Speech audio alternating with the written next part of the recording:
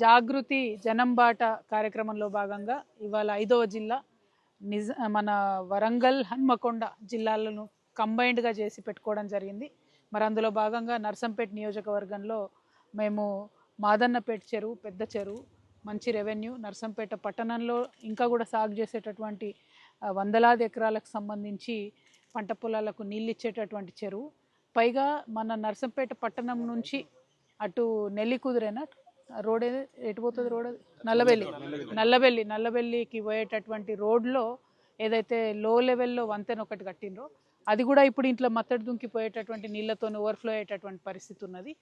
అక్కడ కంపల్సరీ కొంచెం హైట్ పెంచి ఆ లో లెవెల్ వంతెనను కొంచెం హైట్ పెంచి కట్టాలి. ఇప్పుడు ఇక్కడ మనం చూస్తున్నటువంటి మత్తడి మీద ఉన్న కాజ్వేని కూడా హైట్ పెంచి కట్టుకున్నట్టయితే ఇన్ని వందల ఎకరాలు సాగు చేసుకోవడానికి రోజు ఇక్కడ రైతులు వెళ్తూ ఉంటారు కాబట్టి వారికి సౌకర్యంగా ఉంటుందని చెప్పి స్థానికులందరూ కూడా చెప్తా ఉన్నారు. పైగా గమ్మత్తైన విషయం ఏంటంటే ఇప్పుడు మేము ఈడికి వచ్చినాం, ఇక్కడ అందరూ ఏమంటారు తాజా మాజీ ఎమ్మెల్యే గారు ఎవరు కూడా ఇక్కడ లేనట్టు అందరు జూబ్లీహిల్స్ ఎన్నికలలో అక్కడ బిజీగా ఉన్నట్టు కనబడుతున్నారు.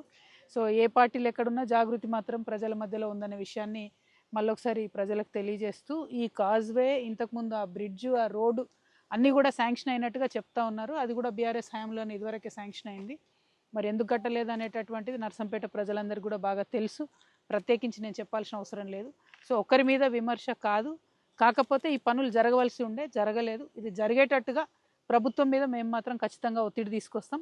తెలంగాణ జాగృతి నుండి ఈ మత్తడి హైట్ పెంచడానికి, అక్కడ లో లెవెల్ బ్రిడ్జ్ హైట్ పెంచడానికి కూడా ఫ్యూచర్లో కూడా నర్సంపేట నియోజకవర్గంలో కార్యాచరణ తీసుకుంటాం. Thank you. జై తెలంగాణ, జై జాగృతి. బ్రిడ్జ్ కట్టినాక ఆలోచిద్దాం అన్న. ఒక్క మాట ఆలోచించండి, ఈ దేశంలో బీజేపీ ఆల్మోస్ట్ 15 ఏళ్ళ నుంచి పరిపాలిస్తుంది. మనకు ₹1 రాల తెలంగాణకి. సరే తెలంగాణ తెచ్చుకున్నాం, 10 ఏళ్ళు అయింది, బీఆర్ఎస్ పాలనలో కొంత బాగుపడ్డాం.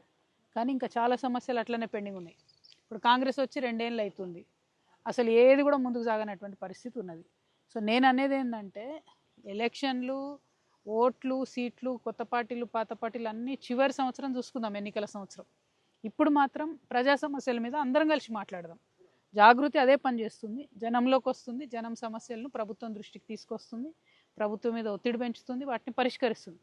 అడిగేటోడు లేకపోయేసరికి ఏమవుతుందంటే అధికారంలో ఉన్నోళ్ళు పనిచేస్తలేరు, ప్రతిపక్షంలో ఉన్నోళ్ళు కూడా పనిచేస్తలేరు.